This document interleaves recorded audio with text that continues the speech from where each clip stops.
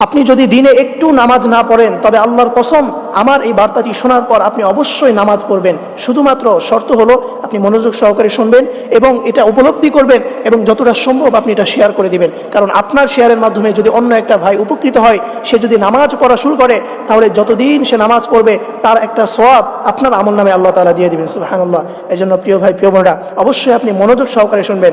যে ব্যক্তি নামাজ পড়ে না তার কি ক্ষতি হয় এবং মৃত্যুর পর তার সাথে কি ধরনের আচরণ করা হবে, আপনি যদি এটা শুনেন তাহলে রীতিমতো আপনি অবাক হয়ে যাবেন। মনে রাখবেন, যে বিনা কারণে এক ওয়াক্ত নামাজ ছেড়ে দেয়, আল্লাহ রাব্বুল আলামিন তার হাবিবের মাধ্যমে জানিয়েছেন দুনিয়াতে ওই ব্যক্তি বরকত থেকে লাঞ্ছিত হয়ে যায় এবং সে অনেক লাঞ্ছনাদায়ক অবস্থার মধ্যে পড়ে এবং মৃত্যুর পর তার কবরে আযাব দেওয়া হবে এবং দুনিয়াতেই সে লাঞ্ছিত হয়ে মারা যাবে না। আউযুবিল্লাহ। এই জন্য প্রিয় ভাই, প্রিয় বোনেরা, এবং আল্লাহ রাসূল সাল্লাল্লাহু আলাইহি ওয়াসাল্লাম এক হাদিসের ভিতরে বলে দিয়েছেন যে ব্যক্তি বিনা কারণে এক ওয়াক্ত নামাজ ছেড়ে দেয়, জেনে বুঝে জাহান্নামের কোনো একটা দরজায় তার সেই নাম লিখে দেওয়া হয় এবং সেই জাহান্নামটা ওই বেনামাজি ব্যক্তির জন্য বরাদ্দ করে দেওয়া হয়। নাউযুবিল্লাহ। এই জন্য প্রিয় ভাই, প্রিয় বোনেরা আমার, আপনি কিসের জন্য নামাজ ছেড়ে দিচ্ছেন?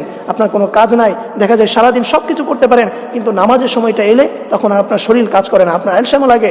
এই ধরনের কাজ কখনো করা যাবে না। আপনি যদি বিনা কারণে এক ওয়াক্ত নামাজ ছেড়ে দেন তাহলে দুনিয়াতে আপনার থেকে বরকত উঠে যাবে, আপনি দুনিয়াতে লাঞ্ছনাদায়ক অবস্থার মধ্যে পড়বেন এবং দুনিয়াতে লাঞ্ছিত হয়ে আপনি মারা যাবেন এবং কবরের পর তো আছেই জাহান্নামের দরজায় কোনো একটা দরজায় তার নামটা লিখে দেওয়া হয়। এই জন্য প্রিয় ভাই, প্রিয় বোনেরা আমার, অবশ্যই আপনি নামাজ পড়বেন। মৃত্যুর পর নামাজের হিসাবে প্রথম নেওয়া হবে। এই জন্য আপনি যদি দুনিয়াতে নামাজ না পড়েন, দেখা যায় সচরাচর আমরা কোনো আমল করতে পারি না, অনেক আমল আছে কিন্তু আমরা আমল করতে পারি না। কিন্তু যে 5 ওয়াক্ত নামাজ, এই নামাজটাও যদি আমরা না পড়ি তাহলে আপনি কাল কিয়ামতের ময়দানে রবের সামনে আপনি কি জবাব দিবেন? এই জন্য প্রিয় ভাই, প্রিয় বোনেরা আমার, অবশ্যই আজকে থেকেই আপনি নামাজ পড়া শুরু করবেন এবং আপনার আশেপাশে যারা আছে তাদেরকে আপনি নামাজের জন্য উৎসাহিত করবেন। আল্লাহ তাআলা আমাদের সকলকে এই আমলটি করার তৌফিক দান করুক। সকলেই পড়ি আমিন।